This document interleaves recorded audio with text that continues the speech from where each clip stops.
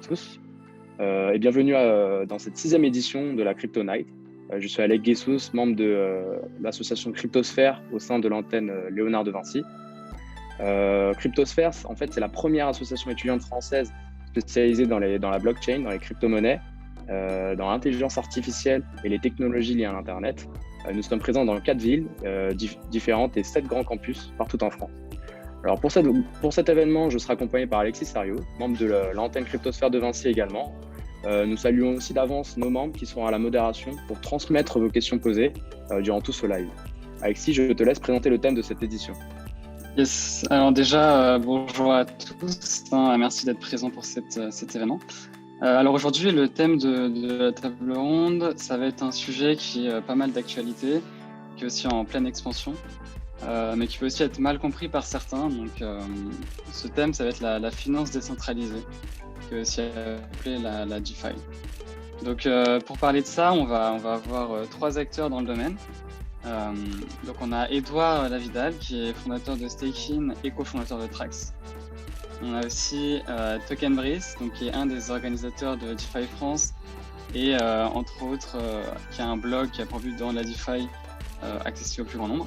Et on a aussi Henri Leto, donc qui est ingénieur à blockchain chez Wacom et aussi enseignant à l'ESTIL, qui est une école d'ingénieurs. Donc bonjour à tous les trois. Bonjour. Merci d'être présent avec nous ce soir. Pas de souci. Donc je vais vous laisser déjà vous présenter brièvement et ensuite on va revenir sur les détails. Donc, par exemple, Edouard, si tu veux commencer à te présenter. Bonjour à tous, merci d'être présent pour nous écouter ce soir. Edouard, cofondateur de Stakin et Trax. Je travaille dans la blockchain depuis 2017. J'ai commencé par cofonder Trax, Trax.io, qui est une société qui fait des indices crypto et des stratégies d'investissement tokenisées. Donc typiquement, si vous voulez, si vous avez des vues sur le marché, par exemple, vous êtes bullish sur le thème DeFi, on a un indice top 10 DeFi, ou si vous êtes bullish sur les NFT, on a un indice top 10 NFT qui permet à nos investisseurs, qui pour l'instant sont en fait seulement institutionnels et high net worth, d'acheter des paniers tokenisés de crypto, un petit peu comme Tokenset d'une certaine manière. Et j'ai aussi cofondé Stakin, qui est une entreprise de staking as a service. Aujourd'hui, on opère des nœuds sur une vingtaine de mainnet de blockchain Proof of Stake pour permettre à des détenteurs de jetons de gagner des intérêts sur leurs holdings. Et nous, on sécurise le réseau, on participe à la gouvernance décentralisée. Et aujourd'hui, on opère ça pour le compte de 4500 délégateurs. Ok, merci, super intéressant. Token Breeze, tu veux te présenter aussi? Avec plaisir. Donc moi, je viens, disons, un peu moins du côté professionnel. Je suis actif dans la DeFi depuis environ 3 ans, depuis les débuts.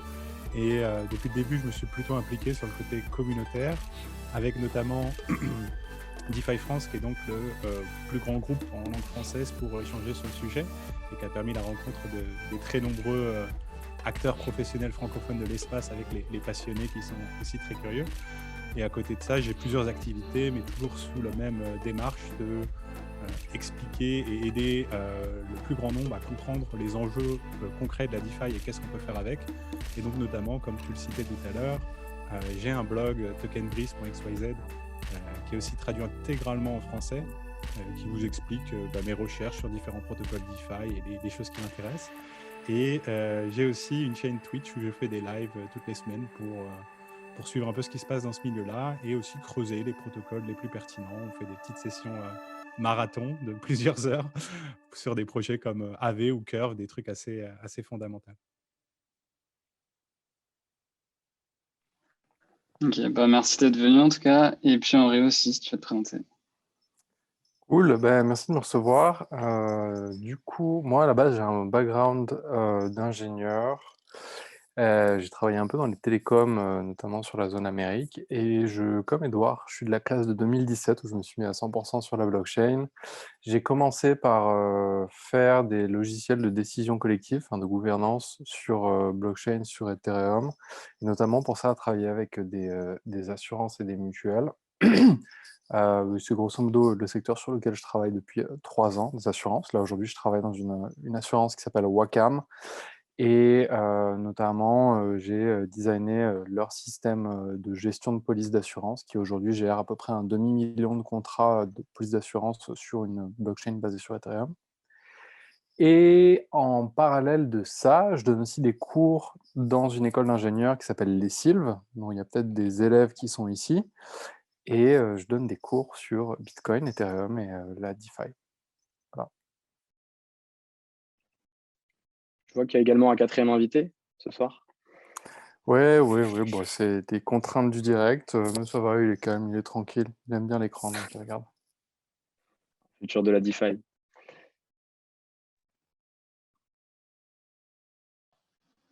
Ok, Tu as emmené tes merci en vacances. tout cas. Alors, je vous propose maintenant de continuer avec... Alec, je te laisse. Ouais. Oui, vous m'entendez. Oui, je vous propose de continuer donc, sur une brève introduction à la DeFi. Donc, la DeFi, qui veut dire la finance décentralisée, fait beaucoup parler d'elle depuis quelques temps, surtout dans cette période de bull run dans les crypto-monnaies de manière générale. Nous avons pu voir depuis quelques années, voire plus d'une décennie, des monnaies comme le Bitcoin qui s'échangent de manière décentralisée. Et en fait, l'objectif de la DeFi, c'est d'élargir cette finance décentralisée à d'autres motifs que les échanges de monnaie et essayer de fournir un écosystème de services financiers à un plus large public. C'est-à-dire qu'on n'a plus besoin d'intermédiaires, on n'a plus besoin des banques, on n'a plus besoin d'un intermédiaire quelconque. On va pouvoir essayer d'élargir des protocoles financiers grâce au réseau, en fait.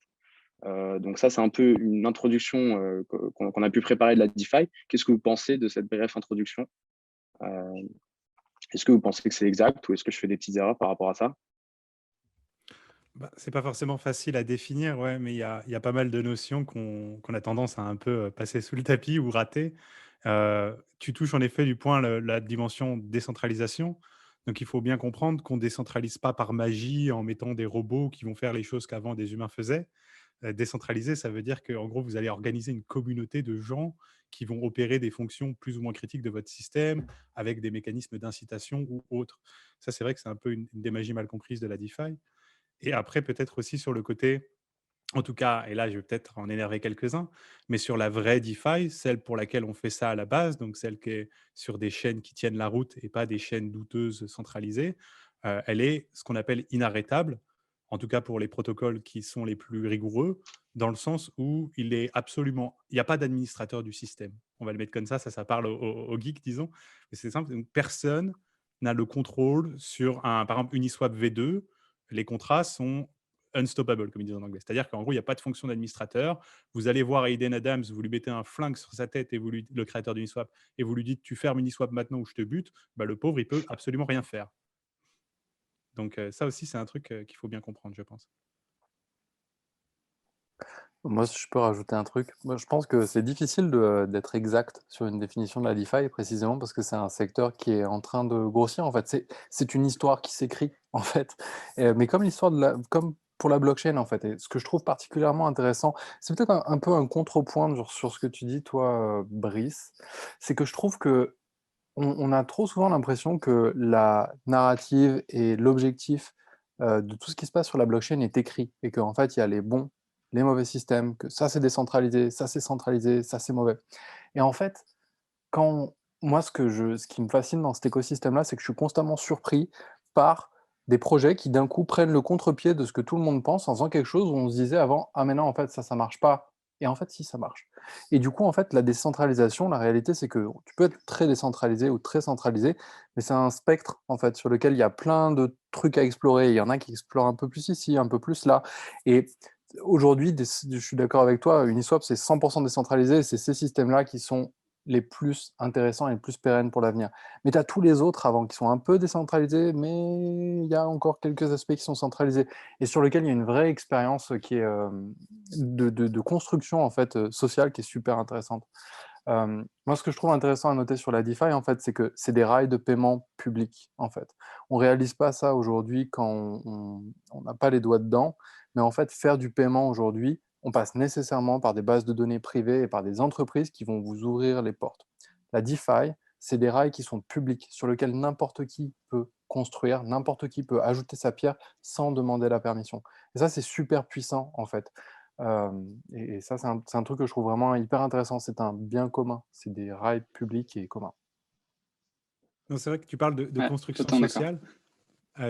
Assez d'accord, ouais, parce qu'on a aussi cette notion on parle plus de chemin vers la décentralisation, par exemple pour un nouveau protocole qui se lance, parce qu'on est bien conscient que se lancer décentralisé, c'est pas évident, quoi, disons. Souvent, c'est plutôt quelque chose qui arrive étape par étape, et c'est plus important en fait d'avoir des projets qui ont ça dans dans leurs objectifs, en effet. Et après, oui, juste pour conclure cette intro, tu soulignes en effet deux autres points qu'on n'a peut-être pas assez explicités, qui est la transparence absolue de toutes les transactions sur le réseau Ethereum. Donc ça, c'est très important, en dehors de quelques mécanismes encore assez marginaux. Et un autre point aussi, qui n'est pas toujours forcément évident pour ceux qui font de la DeFi, mais de l'extérieur, pour ceux qui font de la finance classique, c'est très important, c'est l'accessibilité. Tout ce qu'il vous faut, c'est un wallet Ethereum pour interagir avec la DeFi. Vous allez sur Aave, vous mettez un collatéral, vous empruntez 200 000 $. Aave ne vous demande pas comment vous vous appelez, vous ne demande pas quel est le nom de jeune fille de votre mère, une carte d'identité, un passeport ou quoi que ce soit. La seule condition, c'est que votre collatéral soit suffisant pour emprunter. Point. Ouais, justement, ce que tu racontes là, ça amène sur une de nos questions qui était qu'est-ce qui, selon vous, est la différence entre la finance décentralisée et la finance traditionnelle? C'est un des aspects, mais Ouais, c'est un des aspects. la différence va bien au-delà, parce qu'il y a aussi après toute la dimension qu'on disait tout à l'heure sur la décentralisation. Donc, c'est-à-dire que la finance traditionnelle, en gros, c'est une entreprise privée qui va vous apporter un service financier et dont l'objet, ça va être de saisir de la valeur pour ses actionnaires. Donc, on sait généralement comment ça se finit. Vous leur donnez de l'argent, ils génèrent 10% pour vous, mais en fait, il n'y en a que 2% qui viennent à vous et 8% c'est pour les actionnaires. Je schématise, mais c'est à peu près l'idée. Alors qu'en DeFi, justement, grâce à cette décentralisation, eh bien, si vous tombez sur un protocole ou autre qui vous parle, qui vous semble réellement utile, vous pouvez devenir stakeholders, comme ils disent en anglais, propriétaires, entre guillemets, du token associé à ce protocole. Et si le mécanisme est bien conçu, recevoir une partie des frais collectés, et ainsi de suite. Bref, avoir une vraie implication qui va au-delà d'une relation de pure consommation, j'ai envie de dire. Et c'est d'autant plus vrai que beaucoup de protocoles se lancent avec des programmes qu'on appelle de liquidity mining. Et en gros, ça va être l'optique dans les premiers mois d'existence du protocole, lorsque vous l'utilisez, vous êtes aussi rémunéré dans leur token de gouvernance.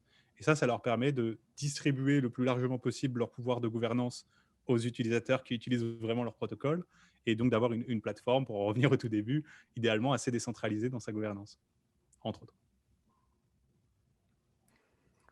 Bon, un autre truc que j'ajouterais sur la finance centralisée et la finance décentralisée, le côté, en fait, protocole versus compagnie est passionnant et hyper intéressant, et je suis 100% d'accord avec ce qui a été dit avant. Il y a un autre truc qu'on sous-estime, c'est que la DeFi, c'est 100 fois plus facile à utiliser que la finance centralisée. On a tendance à se dire le contraire, c'est galère à utiliser la DeFi, mais la finance traditionnelle, c'est 100 fois plus galère en fait. Vraiment. Il y a un degré d'efficacité et de facilité d'utilisation dans la DeFi qui est juste impossible avec la finance centralisée. Brice, tu parlais du fait de déposer un collatéral et de récupérer un prêt de l'autre côté. Je vous mets au défi de faire ça dans la finance traditionnelle et ensuite d'aller prendre ce collatéral et de le transférer dans un autre établissement pour le placer et à ce moment-là de prendre un troisième collatéral. Et si vous arrivez à le faire, je vous mets au défi de le faire en moins de 10 minutes ou une demi-heure ou même de 3 mois. Parce que c'est ça la réalité de la finance traditionnelle en fait. Ouvrir un compte, c'est très très long. Faire des actions, c'est très très long. Et en fait, la DeFi, au-delà du côté démocratique où ça ouvre plein de choses, de perspectives à plein de gens, il y a un côté de montée en puissance qui est ahurissant. En fait, moi, c'est une comparaison que j'aime bien, hein, parce qu'elle a ses limites, mais de comparer la blockchain et Internet à ses débuts, quand Internet est arrivé, au départ, c'était essentiellement une application qui permettait d'échanger des emails. Donc, c'était ce que faisait la Poste, mais en plus rapide. Bon, très bien. Ben, ce qu'on fait aujourd'hui en DeFi, c'est ce que permet de faire la finance centralisée en plus rapide. Bon, c'est Déjà pas résumé. d'accord. On a Non, dépassé l'équivalence avec la finance traditionnelle il y a 18 mois. alors, je schématise un peu, mais oui, je suis d'accord avec toi. On peut faire beaucoup plus en DeFi qu'en finance centralisée. Ce que je veux dire par là, en fait, c'est que de la même façon que Internet a dépassé la Poste, parce qu'au bout d'un moment, il y a des choses qui ont émergé sur Internet qui n'étaient juste pas possibles avant, et ben on voit ça qui arrive sur la finance décentralisée et on voit des classes d'applications, des usages qui sont juste inimaginables dans le monde, dans le monde traditionnel en fait. Et ça veut dire qu'il y a il y a des tas d'histoires à écrire, des tas de projets à construire, des aventures à vivre, des fortunes à gagner, à perdre, et c'est passionnant.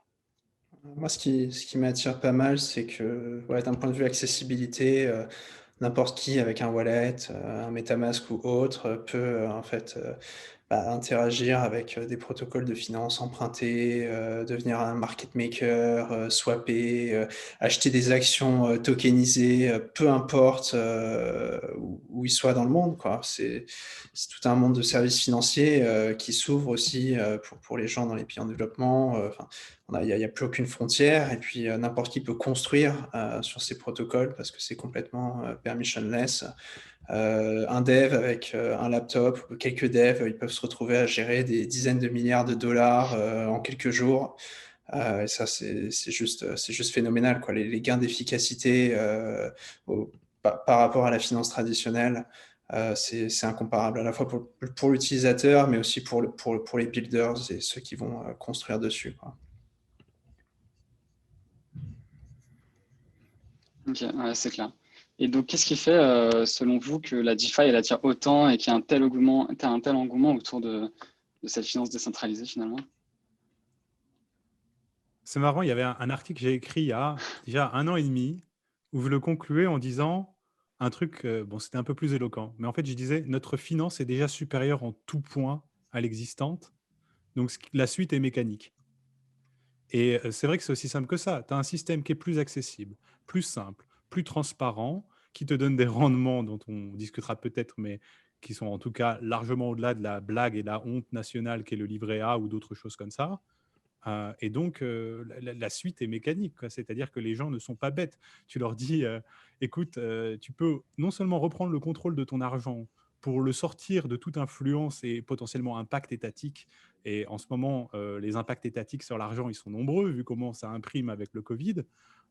Déjà, rien que cette narrative-là, elle a de l'attractivité.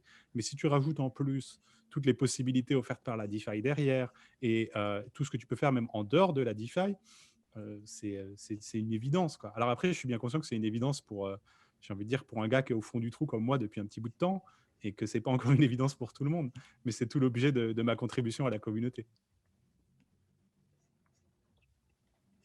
Ok. Et Moi, je dirais, si vous avez peut-être en tout cas à ajouter? Ouais.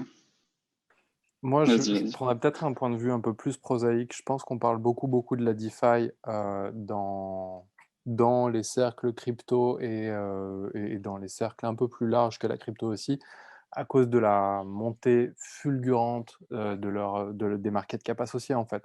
On est passé en 1 an d'un marché qui était confidentiel avec peu d'utilisateurs et des market cap qui étaient intéressantes mais pas très grosses, à des market cap qui sont de l'ordre du milliard, de dizaines de milliards. Et ça, forcément, ça attire les spéculateurs, les investisseurs, et à juste titre, parce que à ce moment-là, ils se rendent compte que dans ce secteur-là, il y a un truc qui est très rare, enfin, qui était rare jusque-là, en fait, qui est le product market fit, en fait. Et c'est toute la différence avec la bulle des ICO de 2017, où il y avait plein de très bonnes idées, mais où, en fin de compte, on achetait de la confiance dans une équipe. C'est que là, on a des utilisateurs, on a de la traction et on a de l'usage. Et ça, c'est ultra précieux. Donc, je pense qu'il y a aussi beaucoup un côté spéculation et investisseur, et qu'ensuite, les gens qui tombent dans le trou comme Brice ou comme Edouard ou moi, forcément, on s'y intéresse, on se rend compte qu'il y a de la valeur qui est au-delà de la spéculation et qui est structurante sur les années à venir. C'est intéressant parce que ça le soulève une question de Antoine Mecker. Je me fais un peu l'avocat du diable, mais un système qui ne vérifie pas qui l'utilise peut être utilisé par un terroriste pour acheter une arme. Ce non-contrôle est-il compatible avec le devoir régalien de l'État? Ah, il y a plein de C'est choses à dépiler là. Oh, vas-y, ouais, bah, Patrick, enfin, vas-y. c'est Tu des touches le systèmes point. qui sont pseudonymes, hein, et qui sont pas anonymes. Donc en fait, c'est un peu les pires, si tu veux, pour acheter une arme ou quoi que ce soit d'illégal, parce que tu te retrouves à acheter une arme et ta transaction elle est sur un ledger complètement public, complètement transparent, inscrit à vie. Et voilà, statistiquement, même quand on regarde, en fait, il y en a très peu, très peu de money laundering ou quoi que ce soit qui se déroule sur les blockchains, quoi. C'est le pire truc. Ouais, il y a plusieurs trucs sur cette question. Donc, en effet, comme le disait Edouard, déjà au niveau factuel, tu regardes l'usage de la blockchain qui est fait et tu vas voir que si tu cherches la monnaie du financement du terrorisme et des actions de drogue ou je sais pas quoi, ça s'appelle pas le Bitcoin, ça s'appelle pas l'Ether, ça s'appelle le dollar américain. Est-ce qu'on va bannir le dollar? Ça, c'est à toi de me dire. Et après, il y a une Le billet question de 500 euros est pas mal aussi, hein, en oui, par Europe, je exemple, ou crois. d'autres. Le liquide, quoi. Après, il y a une autre question, un autre niveau de réponse plus philosophique, mais qui est très important à comprendre. Et là, je trouve que c'est Snowden qui l'explicitait très bien par rapport à la liberté d'expression. C'est en gros, je ne sais plus exactement la citation, mais il te dit c'est pas parce que tu n'as rien à dire que tu ne dois pas te soucier de la liberté d'expression. Et ben là, c'est un peu la même idée. Si tu veux, il faut accepter que dans un système qui a ces garanties-là, tu vas potentiellement avoir des gens qui arrivent à en faire quelque chose qui n'est pas forcément idéal, mais comme dans tout système en soi. Tu vois, avec le cash, les gens, ils achètent de la drogue. Est-ce que le cash est mal pour autant? Ben non, moi je suis très heureux que le cash existe pour tout un tas de raisons autres que il y a des gens qui achètent de la drogue avec. Tu vois, il faut voir l'usage dans son ensemble. Et en fait, le fait que si tu veux un système où les gens sont réellement souverains, tu peux pas l'avoir sans avoir cette zone-là aussi. Moi, je compléterais en envoyant un lien vers une conférence de Andreas Antonopoulos qui dure une vingtaine de minutes et que je vous encourage très fortement à regarder parce qu'il adresse exactement cette question et pour moi, il est très pertinent sur ce sujet-là. Et en fait, un des points qu'il aborde notamment, c'est qu'aujourd'hui, le fait d'avoir des contrôles sur nos systèmes bancaires, ça a un coût, en fait. Sauf que vous vous rendez pas compte qu'il y a un coût parce que c'est pas vous qui le payez, en fait. Ce coût, il est sur toutes les familles précaires, il est sur toutes les familles qui n'ont pas accès au système bancaire, il est sur les 5 milliards d'êtres humains qui n'ont pas la capacité à avoir accès à l'économie mondiale globalisée dont on bénéficie tous. Et pourquoi est-ce qu'il y a un coût? Pour se donner cette idée que, ah mais non, en fait, la finance, il faut que ce soit réservé aux gentils. Et le résultat, c'est quoi? C'est que la finance, c'est pas réservé aux gentils. La majorité de la contrebande, du blanchiment, du financement du terrorisme, il passe par le système bancaire classique. Amédi Koulibaly, le terroriste de l'hypercachère en France, il s'est financé avec un prêt Cofidis, je crois. Il a emprunté 10 000 euros pour s'acheter un AK-47. Enfin, c'est un système qui ne marche pas, d'une part, et qui impose un coût énorme sur des tas de populations précaires, en fait. Et la réalité, c'est que si vous regardez autour de vous, il y a combien de personnes qui vont aller acheter de la drogue et des armes avec leur cash, en fait? Il y en a, mais il n'y en a pas tant que ça. Est-ce que c'est une raison pour empêcher la majorité des gens d'utiliser ces outils-là? C'est philosophique, hein, mais moi, je pense que non. C'est hyper intéressant comme question, en effet. Mais là, je vais vous poser une question un peu plus débutante, parce qu'il y a sûrement un peu débutante qui nous écoute. Donc, en fait, ce serait quel conseil aurez-vous à donner dans quelqu'un qui souhaite se lancer dans la DeFi? S'il y a des plateformes à privilégier, quelles connaissances à avoir en premier, etc. Moi, je recommande d'aller checker DeFi France sur Discord. Je suis membre depuis cet après-midi. C'est pas mal du Surtout tout. Ramon. Il y a une bonne non, mais je suis assez surpris, hein. Il y a une bonne communauté de gens qui s'entraident et qui se donnent des conseils. Sinon, les conseils que je peux donner, c'est de prendre, je sais pas, 500 euros, 1000 euros, d'acheter un peu d'Ether, un peu de un petit peu de BNB, un petit peu, Oh, je vais donner la un marche à petit peu de suivre des Sol, philosophes. un petit peu de Matic, d'aller voir tous les protocoles qui existent, de voir un peu quels sont les plus et les moins en termes de gaz, en termes d'écosystème. Mais il faut vraiment essayer petit à petit, il faut rentrer petit à petit dedans et essayer juste pour, en fait, pour l'apprentissage plus que pour le yield au départ, parce que ouais, ça reste des technologies très expérimentales, super risquées. Il y a même les codes qui sont audités, ils se font hacker assez fréquemment. Enfin, il faut faire attention, à moins d'être dev et d'auditer soi-même le code et encore. Mais ouais, il faut essayer, il faut apprendre. Et puis, dès que vous êtes à l'aise, vous pouvez rajouter plus de fonds sur vos protocoles préférés. Et là, j'en connais un qui va dire que j'ai cité certains protocoles à ne pas citer. Non, même pas. Non, non, j'apprécie le shout-out vers DeFi France. Ouais, franchement, c'est peut-être le point le plus critique si vous commencez, c'est de trouver, en anglais, ils disent looking for group, mais c'est vraiment ça, de trouver votre communauté parce que ça va être quelque chose. Vous allez remettre en question ce que c'est l'argent, le modèle de construction. En fait, tout l'ordre du monde, au fond, si vous allez au fond de cette découverte, de ce chemin, c'est toute la manière dont est structurée les sociétés aujourd'hui que vous allez questionner. Tout seul, c'est bien d'avoir des gens avec qui échanger à ce niveau-là parce qu'il y a énormément de choses à apprendre dans plein de disciplines. Donc, en effet, une bonne communauté, que ce soit DeFi France ou d'autres, hein, et des bons médias pour faire vos premières lectures. Et ça va impliquer aussi beaucoup de recherche au début. Et après, pour ceux qui veulent débuter, je mettrai juste un petit twist sur la suggestion d'Edouard.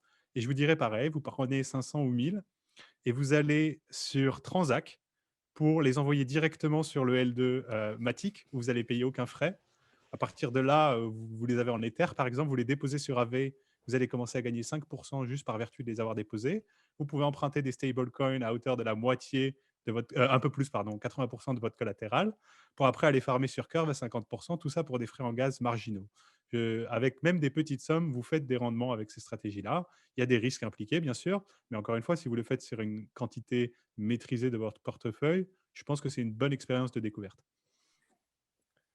Moi, je dirais que le meilleur investissement que vous pouvez faire aujourd'hui sur la DeFi, c'est le temps que vous allez passer à lire de la documentation, à tester des produits et à vous renseigner sur comment ça marche. N'hésitez pas à aller au fond des choses, n'hésitez pas à tester les trucs, à lire des docs, à poser des questions.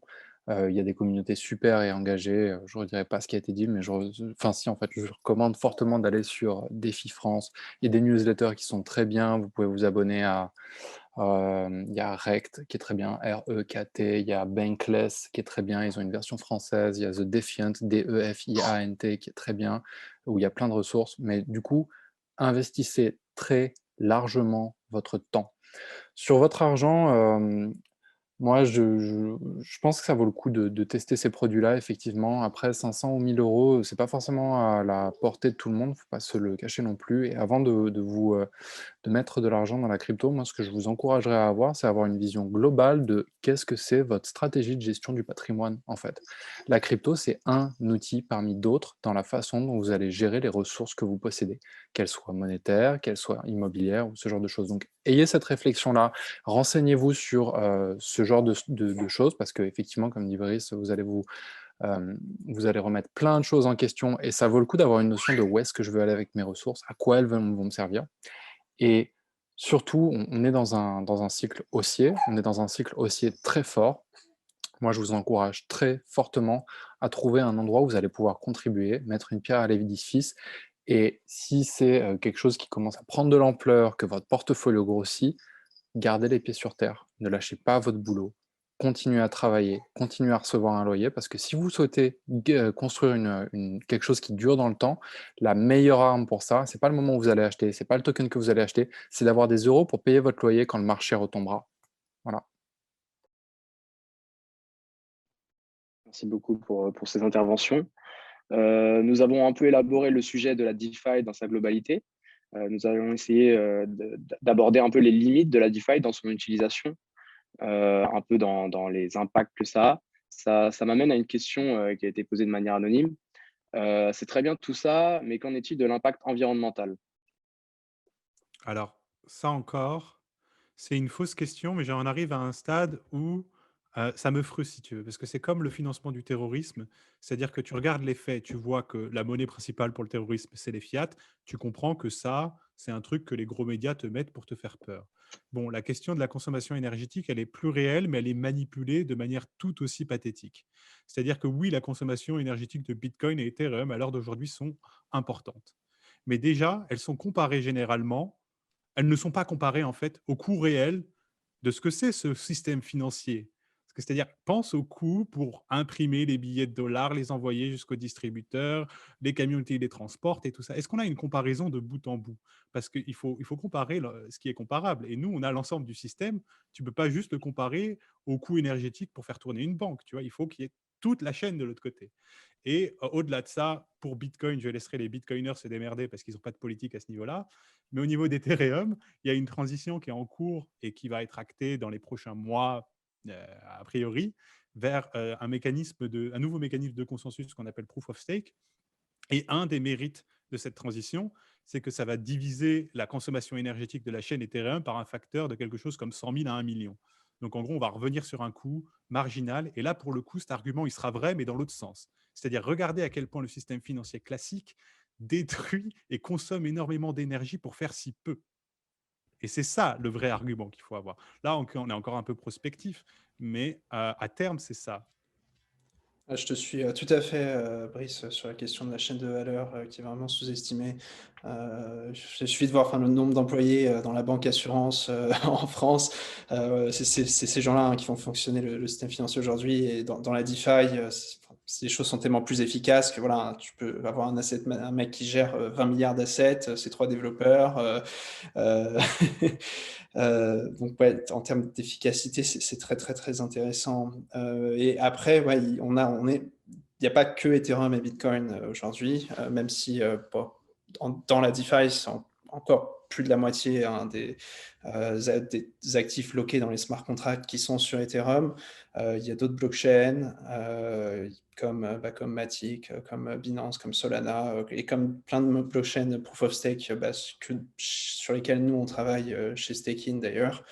Il suffit de petits serveurs, de centaines de petits serveurs partout dans le monde pour avoir un réseau décentralisé. Ça consomme absolument rien. C'est vers ça que justement Ethereum va tendre dans le futur. Bon, alors moi, j'avoue, j'ai pas trop de mal à défendre Bitcoin. Enfin, ça me pose pas trop de problèmes. Et le proof of work notamment, avec quelques éléments. Déjà, l'argument que vous donnez est intéressant. Effectivement, la comparaison est très souvent mal posée, en fait. C'est très souvent mal fait. Je vais pas rentrer dans les détails, mais pour pousser le raisonnement que vous avez un peu plus loin, le proof of work aujourd'hui, ce n'est pas quelque chose qui assure la capacité de transaction du système. C'est pas l'équivalent, c'est pas les billets qu'on va envoyer. C'est en fait le proof of work, ça assure la sécurité du système. La sécurité qui fait qu'on sait que l'argent, il n'est pas manipulable et que tu vas vouloir échanger de l'argent, tu vas l'avoir.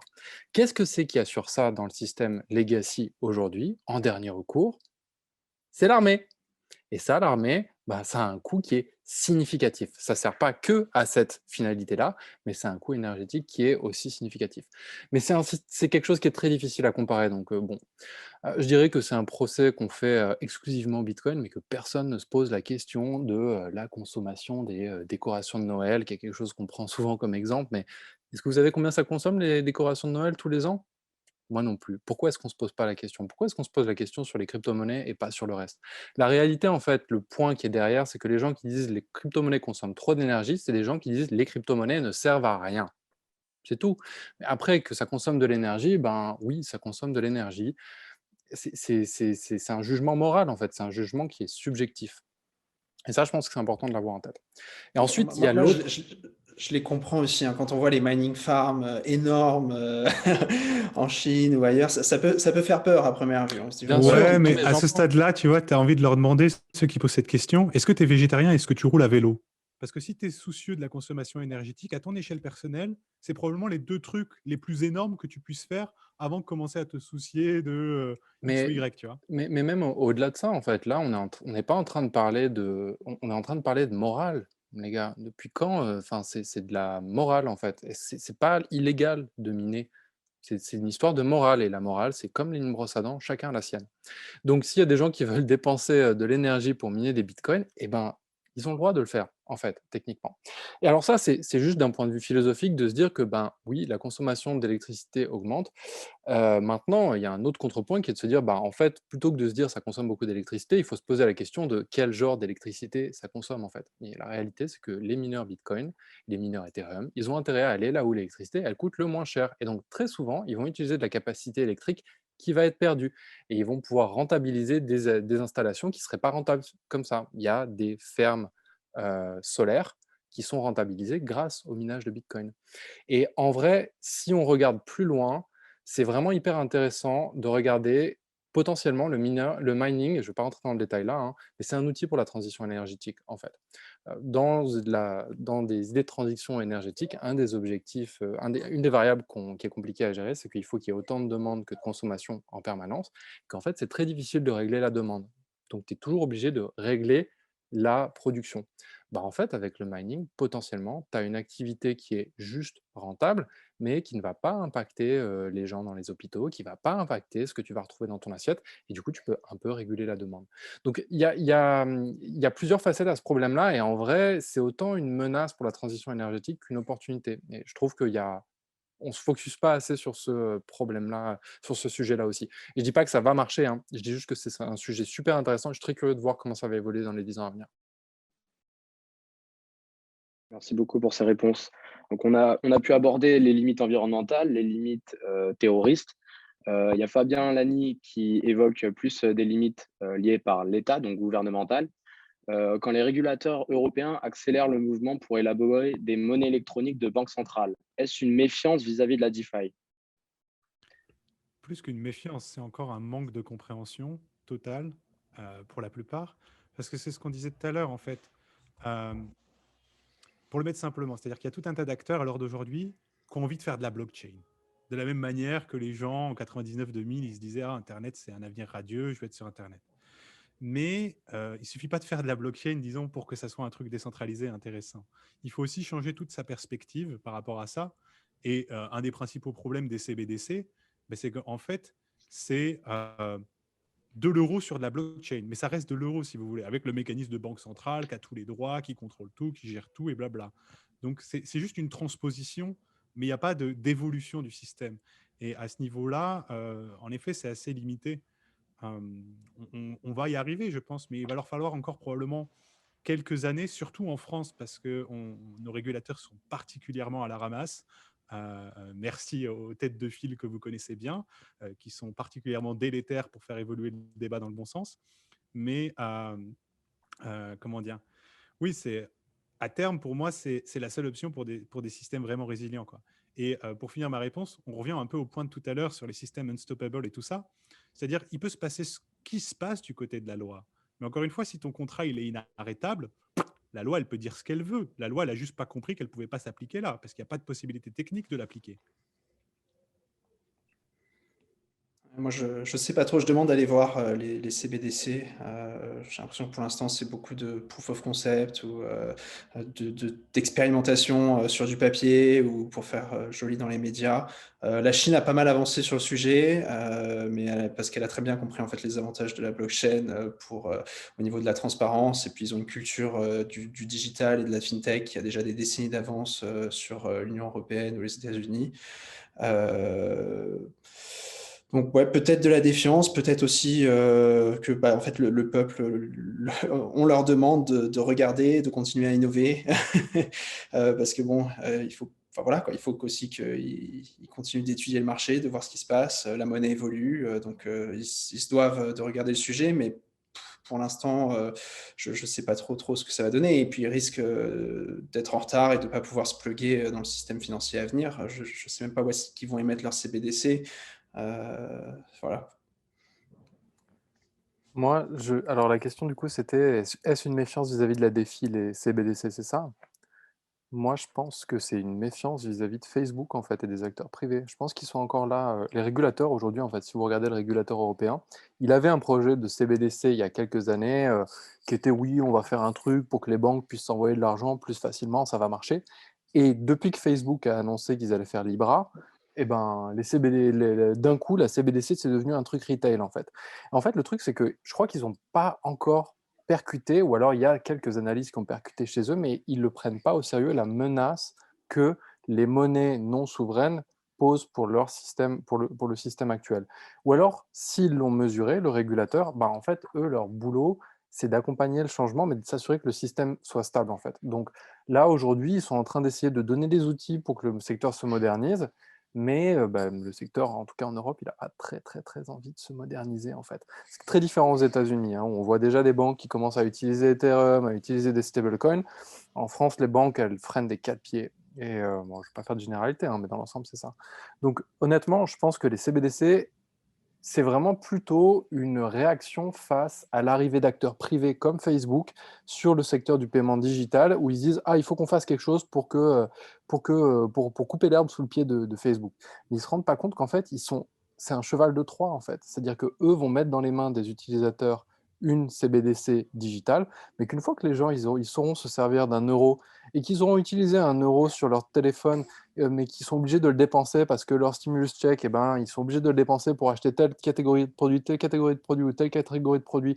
Une fois qu'ils vont se rendre compte que en fait, c'est simple d'utiliser ce genre de truc et que c'est simple d'acheter de l'Ether et que c'est simple de les placer sur Aevi, eh ben, ils vont le faire en fait. Et donc en fait, la réalité, c'est que ces acteurs privés et étataux, donc Facebook et les CBDC, à mon avis, ils vont au contraire, en fait, à long terme, ils vont beaucoup plus favoriser l'émergence de cet écosystème-là que le freiner, en fait. Ok, hyper intéressant en tout cas. Je pense qu'on va, au niveau des limites, on va s'arrêter là et on va passer sur le futur de la DeFi, donc un peu l'avenir de la DeFi. Et on a une question de Jérémy qui dit que pensez-vous de l'émergence de la DeFi cross-chain, notamment via les bridges et les autres blockchains type Binance Smart Chain, Solana ou d'autres blockchains comme ça? Ah, c'est le futur, tout simplement. Parce qu'aujourd'hui, on a toutes ces blockchains qui sont siloed les unes des autres. On a de la liquidité sur une blockchain. Par exemple, AAVE, ils ont je sais pas, 10 milliards 9 milliards sur Ethereum, 1 milliard sur Matic. Tu peux pas interagir vraiment sans frottement entre les deux, donc c'est super dommage. Et dans le futur, moi j'imagine que voilà, toutes ces blockchains elles sont amenées à être interconnectées les unes des autres. Tu auras éventuellement, dans l'idéal, besoin juste d'un wallet pour acheter ton NFT ou tes produits financiers ou faire tes transferts sans avoir à chaque fois créer 20 wallets. Voilà, et puis en termes de scalabilité aussi, il n'y a pas photo, quoi. Si une blockchain, peut-être application spécifique, peut process voilà, ces transactions à elle, et ensuite se connecter avec une autre blockchain pour que le ledger reste intact entre toutes les blockchains, on voit bien que tout va dans cette direction. D'abord avec des hubs comme Polkadot et Cosmos, mais ensuite maintenant avec des blockchains qui se connectent un peu en one-to-one. Type Celo qui en a parlé récemment, qui est EVM compatible aussi, Solana qui développe plein de bridges, donc ça va vraiment, vraiment dans cette direction, quoi.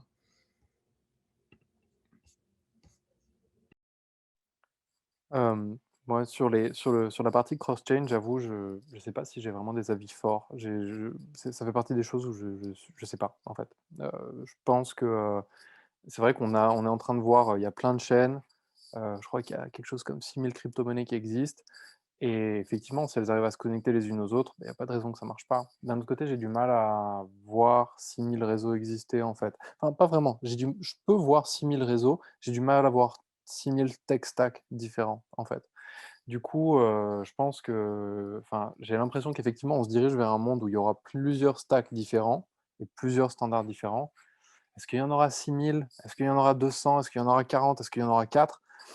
J'ai du mal à voir. Ça fait partie des feuilletons que je regarde assidûment. Et moi, l'indicateur que je regarde, pour le coup, parce que j'ai pas de réponse, mais je regarde sur ces chaînes-là, est-ce qu'il y a de l'utilisation, en fait? Est-ce qu'il y a des gens qui se servent des produits? Est-ce qu'il y a des gens qui développent des produits? Est-ce qu'il y a de la liquidité?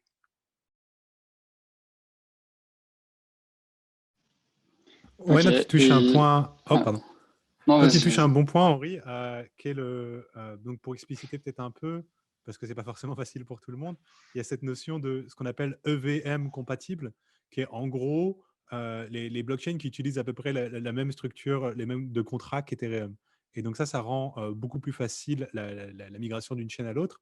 Et c'est un peu ce qu'on a vu il y a quelques mois, par exemple, avec l'émergence de la Binance Smart Chain, parce qu'il y avait des frais importants sur le réseau Ethereum et que c'était facile de migrer des contrats là-bas et que du coup, il y a eu un certain engouement, quoi. Mais c'est vrai que par rapport à ce que tu disais, Henri, sur le tech stack, pour l'instant, il semblerait que ça soit quand même, euh, je ne sais pas, j'ai pas vraiment les chiffres en tête, mais la très, très, très grande majorité de l'utilisation et du volume se fait sur des IVM compatibles. Donc, que ce soit Ethereum ou les BSC, Matic, tout ça, c'est EVM compatible.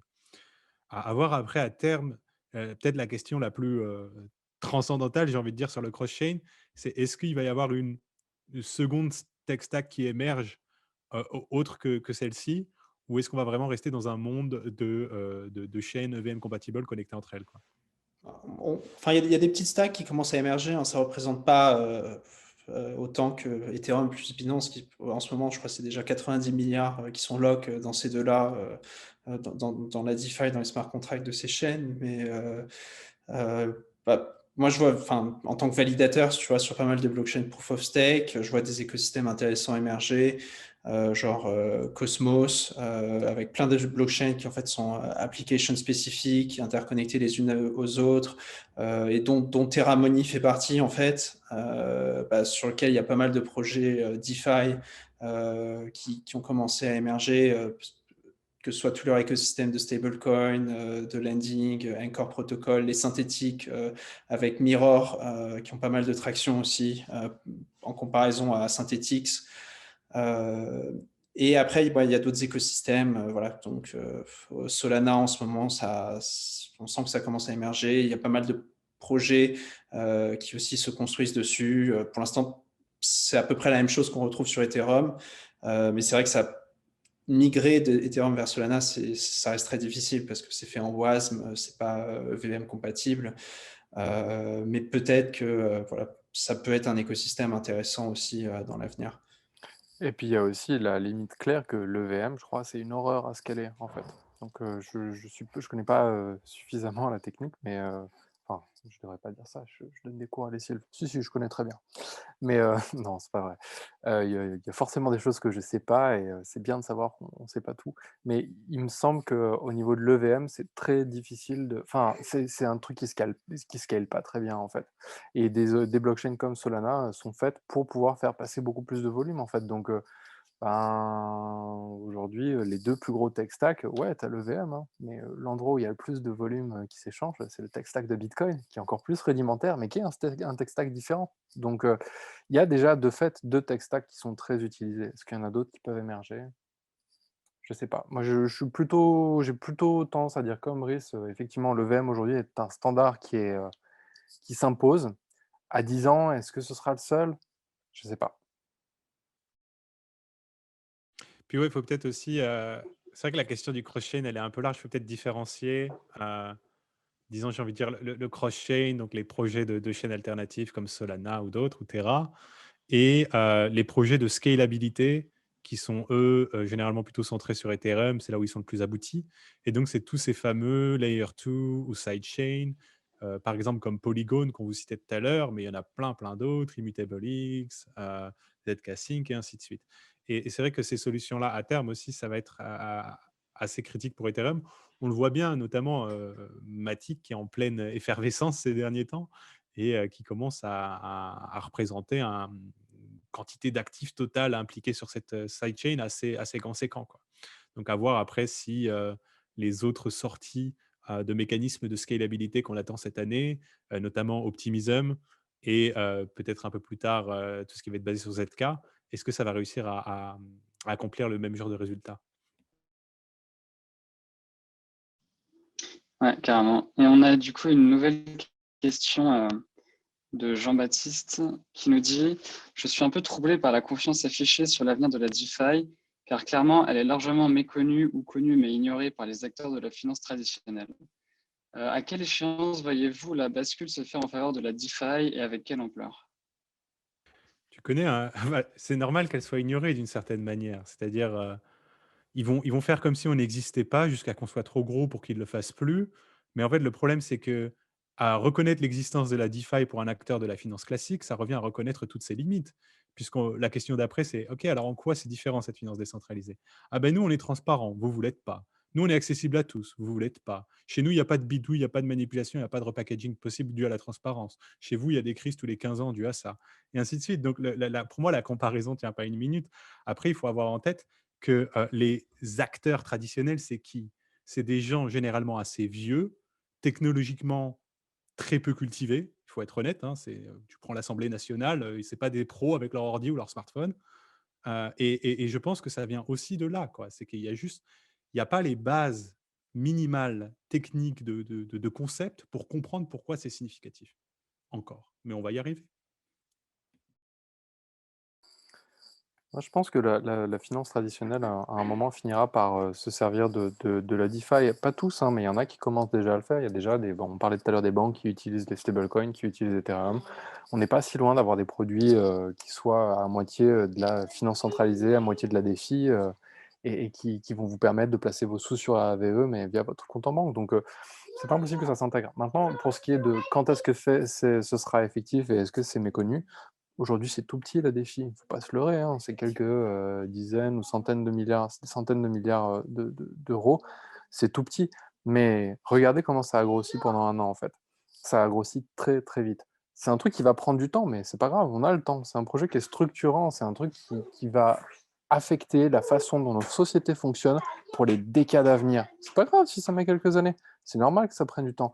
Maintenant, on a confiance dans la DeFi.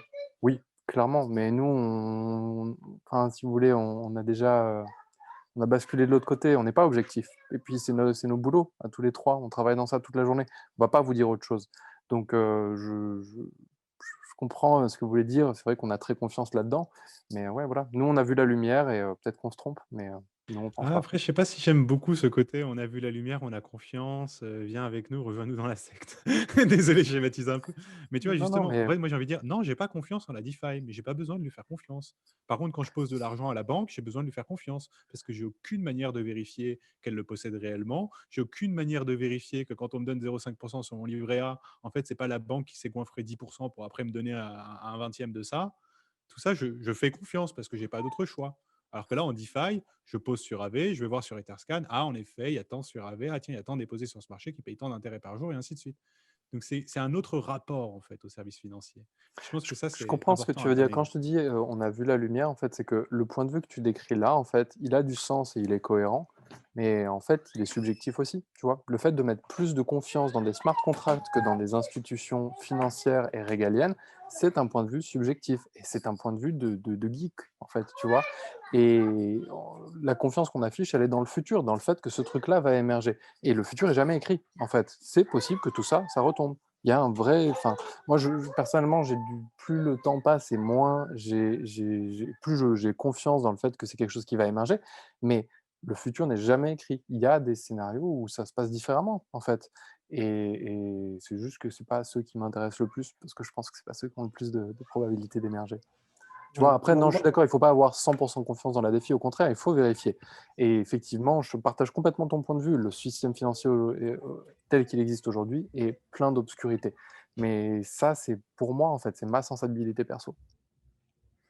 moi, je vois bien tout ce qui est banque et institutions financières commencer à se plugger avec des protocoles DeFi justement pour construire des produits, packager des produits qui offrent du yield à leurs clients et justement parce que c'est dans leur culture sans aller expliquer exactement où est-ce que ce yield a été généré et parce que bah, cette fois-ci le yield sera plus que le livret A, pourquoi pas se faire des fees supplémentaires.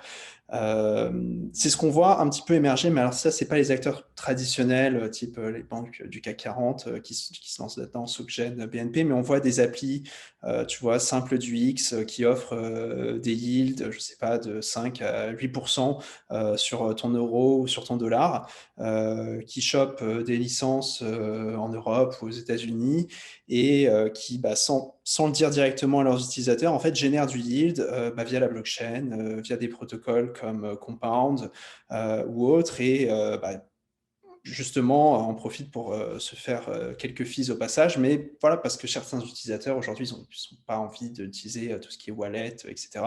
Et c'est possible que bah, les acteurs traditionnels, à terme, viennent acquérir en fait ces nouvelles applis qui aujourd'hui bah, gagnent pas mal en traction aussi. Mais bon, nous, on est plus habitués aux wallets, donc on s'en sert pas beaucoup de celle-ci encore. Non, c'est vrai que tu touches du doigt un bon point, Edouard, là, qui est la question des fintech, en fait, qui sont un peu le cheval de Troie de cette discussion de l'utilisation de la DeFi par des acteurs plus institutionnels. Parce que la fintech, donc les trucs comme PayPal ou autres, pour ceux qui ne situent pas forcément, et ils ont déjà les capacités de développement ou autres. Et en gros, la question, c'est est-ce qu'on va avoir une fintech qui change d'infrastructure, en fait? Parce qu'actuellement, la fintech, c'est quoi? C'est des belles applis et des jolis sites mais construite sur la bidouille horrible qu'est la finance classique. Il n'y a rien qui change en arrière-boutique. C'est la même banque affreuse avec un ledger centralisé où la seule garantie sur votre argent, elle est due au système légal et tous les problèmes qu'on connaît. Mais par contre, si on commence à avoir de la fintech en termes d'expérience utilisateur, ah, tu as vu, tu peux envoyer à n'importe qui, c'est simple et tout, mais qui, en arrière-boutique, pour son infrastructure, utilise la DeFi, là, je pense qu'en effet, on peut avoir des choses qui vont gagner pas mal de traction. Parce que, comme tu le soulignes bien, Edouard, il y a encore beaucoup de gens à qui ça intimide, en fait, l'idée de redevenir souverain sur ses finances. Et on aime bien l'idée d'avoir quelqu'un sur qui taper s'il y a un problème, quoi, mine de rien. Surtout avec son argent. De la CDFI, comme dit Binance. Ouais, bon, on va y arriver petit à petit, hein, de toute façon. C'est tellement plus efficace, en fait, que à terme, tous ces protocoles vont être intégrés d'une manière ou d'une autre. Et ces yields qui auront pas mal diminué parce que les écosystèmes seront plus matures, vont être offerts à toute la population aussi. Intéressant parce que ça nous mène donc à notre dernière question. Donc, comment voyez-vous la DeFi dans 5 ans ou 10 ans? Donc, c'est pas pareil déjà dans 5 ans et c'est pas pareil dans 10 ans. Moi, j'aurais mis en horizon temporel 6 mois et 2 ans. Parce que la DeFi a 2 ans et demi, on va dire. Il y a 2 ans, il n'y avait même pas 1 milliard dedans. Maintenant, on a 120 milliards. Donc, et en termes de services et de ce qu'on fait avec aussi, ça évolue à une vitesse telle que c'est vraiment difficile de se projeter. Moi, personnellement, les questions à horizon 5 ans ou 10 ans, je ne les prends pas. Parce que c'est juste, c'est tellement loin, quoi. Mais à horizon de quelques années, déjà, je pense qu'on voit un peu là, les sujets qu'on a discutés aujourd'hui, c'est-à-dire que ce soit via des mécanismes de scalabilité, sidechain, layer 2 ou autre, un accès beaucoup plus démocratisé et qui est déjà possible aujourd'hui, en fait, pour même des petits capitaux. Et aussi, tout simplement, l'écosystème qui se densifie de plus en plus. Donc, on voit l'évolution au niveau des marchés monétaires. Mais par exemple, moi, d'autres thématiques que j'ai suivies qui sont la gestion du risque, on a des approches de finance classique, parce qu'il y a quand même des bonnes choses dans la finance classique à haut niveau en théorie. Le problème dans la finance classique, c'est souvent dans l'implémentation, dans le détail. Et donc, on a des approches comme le tranching, par exemple, qui commencent à se développer en DeFi et qui devraient permettre à terme, qui vont permettre à terme d'avoir des expositions dérisquées, bon, à faible rendement du coup, mais absolument dérisquées parce que votre risque est assumé par d'autres personnes qui ramassent une partie des rendements, bien sûr, des mécanismes comme ça. Donc, en gros, pour moi, on a tout un outillage qui arrive et qui va pouvoir amener de nouveaux types d'acteurs où, en effet, à l'heure d'aujourd'hui, même pour quelqu'un qui veut faire du placement pur stable, ça reste un spéculateur, entre guillemets, dans le sens où il ne va pas spéculer puisqu'il est sur des stablecoins et qui fait que du rendement, mais il spécule dans le sens où il utilise un système encore assez novateur et assez risqué. Et à terme, moi, je pense que la prochaine grosse étape, c'est justement ça, c'est ces produits qui vont offrir du rendement sur des stablecoins avec différents mécanismes d'assurance de tranching ou autres pour en gros arriver au fameux AAA dérisqué ou presque rendement sur un stable. Et le truc, c'est que je suis convaincu que si on projette un peu les taux actuels, un rendement dérisqué sur un stable, ça sera toujours 5 ou 6 fois le livret A. Donc 3-4% par exemple, c'est pas délirant. Donc c'est ça qui est beau aussi, c'est qu'on préserve l'efficacité de la DeFi et d'un facteur de magnitude plus importante que la finance classique. Et même au fur et à mesure qu'on densifie l'écosystème pour recréer tout un tas de fonctions, on garde cette efficacité extrêmement supérieure. Et notamment aussi, on évite un peu le problème la mort par 1000 couteaux, disons les 1000 intermédiaires de la finance classique. C'est-à-dire, tu veux faire un virement de A à Z, ça va passer par 3 ou 4 mains qui prennent chacun 0,1, 0,2, 0,3%. Là, on a des trucs quand même beaucoup plus directs où s'il y a un fee prélevé, c'est qu'il y a un service rendu. Il n'y a pas de rente telle quelle purement parasitique dans la DeFi. Ce n'est pas aussi classique que dans la finance traditionnelle. Un peu comme ce que je disais avant, moi je pense que tout va être. La blockchain va être complètement abstraite d'ici 5 à 10 ans. Voilà.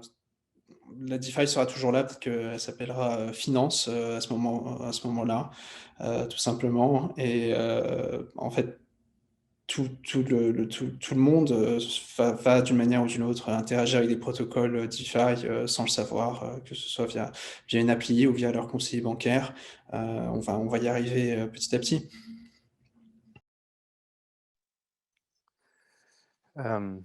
Pour moi, comme je disais tout à l'heure, je trouve que c'est très difficile de se projeter. C'était très difficile au début d'Internet de prédire Facebook, MySpace, Chatroulette, Casa, YouTube. Et je pense qu'on en est un peu à ce stade-là. On est en train de voir les trucs qui sont évidents. On est en train de refaire des choses qui existent déjà en finance classique, en fait. Parce que c'est assez drôle, hein, mais ce que fait AAV, par exemple, ça existe déjà en finance classique, en fait. C'est des trucs qui existent depuis 150 ou 200 ans, en fait. Ça s'appelle des prêts lombards. Mais qu'une fois qu'on aura refait tous les trucs qui sont faits en finance classique, eh ben, il y aura plein d'autres choses qui vont émerger. Donc c'est difficile de savoir. Je rejoins Edouard, je pense qu'au bout d'un moment, si ce truc-là doit prendre de l'attraction, la blockchain sera de plus en plus abstraite, de la même façon que ton adresse IP, le DNS que tu utilises pour aller sur Internet, tu t'en préoccupes plus beaucoup. L'enjeu, ça va être de garder en fait la décentralisation. Le web, à la base, c'était relativement décentralisé. En fait, les gens pouvaient se connecter les uns aux autres. C'était un réseau assez émergent. Mais aujourd'hui, en fait, on passe quand même tous les uns et les autres par des points de centralisation qui ont réémergé par la suite. Et ça va être un truc intéressant à voir. Est-ce que la finance va refaire ce qu'Internet a fait à ce niveau-là? Donc, je pense qu'effectivement, ce sera beaucoup plus intégré au système actuel. Enfin, je ne sais pas si c'est le système actuel qui va disparaître et ce nouveau système qui va devenir le système classique ou l'inverse, mais voilà, donc ouais, je vois le truc grossir, devenir encore plus facile d'utilisation pour tout le monde, et je suis curieux de voir dans quel sens va aller la centralisation. Et je suis très curieux de voir toutes les applications qui vont émerger. Et au-delà des applications financières, je pense qu'il y a plein d'autres choses qui vont émerger après la défi. On n'a pas parlé de NFT, on n'a pas parlé d'art, on n'a pas parlé de toutes ces choses-là, mais là aussi, il y a un espace de design qui est faramineux et qui s'ouvre et qui va être super intéressant à voir.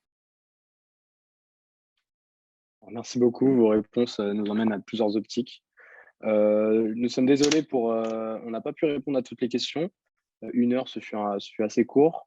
On a fait ce qu'on peut. Merci beaucoup à Henri, Edouard et Brice pour votre présence. C'était très instructif. Pour les intéressés pour la DeFi, vous pouvez suivre Brice qui sera disponible sur Twitch à 19h30. Je te laisse en parler, Brice.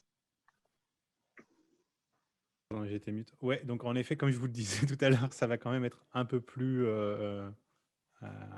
technique, disons, puisque c'est un live qui fait le point sur. C'est un live qui a lieu chaque semaine pour faire le point un peu sur ce qui s'est passé en DeFi et creuser les mises à jour pertinentes. Donc, cette semaine-ci, on va parler pas mal de Polygon, puisqu'il y a eu beaucoup de lancements dessus. Donc, ça peut intéresser les gens qui veulent essayer de la DeFi à bas frais en termes de frais de transaction. Et qu'est-ce que j'avais d'autre? Oui, surtout Polygon. Et puis après, il y a aussi une autre application assez sympa qui s'appelle StakeDAO, qui est une sorte de gestionnaire d'actifs, mais qui fait pas mal d'autres choses aussi. Et qui fait aussi en fait du staking cross-chain d'ailleurs, un peu comme staking.com. Donc intéressant à ce niveau-là. Ou qui a lancé une mise à jour qu'on va détailler aussi. Ça va être les 2 principaux sujets. Voilà, merci beaucoup. Donc, merci beaucoup à tout le monde de nous avoir écoutés. Si jamais si jamais quelqu'un a quelque chose à dire, qu'il n'hésite pas. Merci à pour tous. tout le monde. Merci pour votre accueil, c'était super intéressant et ouais, c'est toujours des discussions super intéressantes et je trouve que c'est pas toujours évident d'avoir des gens avec qui discuter de ça dans son quotidien.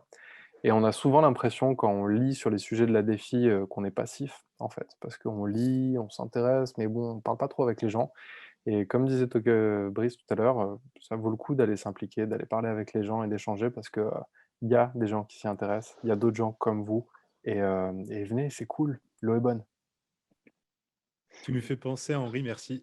J'ai failli oublier. Pour le petit mot de la fin, j'en profite pour vous dire que sur DeFi France, donc sur le serveur Discord, on a lancé une expérimentation qui, il me semble, est une première mondiale, donc ça a le mérite d'être noté, qui est en fait assez simple. Maintenant, il y a un petit système quand vous rejoignez le serveur où vous allez rentrer quelques informations, et notamment un wallet. Et à partir de là, en fait, les contributeurs du Discord sont rémunérés dans un système de points internes et non transférables pour l'instant qu'on appelle le blé, mais qui à terme sera traduit en token de gouvernance de DeFi France. Donc littéralement, vous pouvez rejoindre DeFi France, réagir aux messages, aider la communauté, apporter des contributions, gagner du blé en faisant ça et faire vos premiers pas en DeFi par la même occasion. Donc n'hésitez pas. Donc, merci beaucoup et très bonne soirée à tous. Merci. Bonne soirée. Merci, bonne soirée.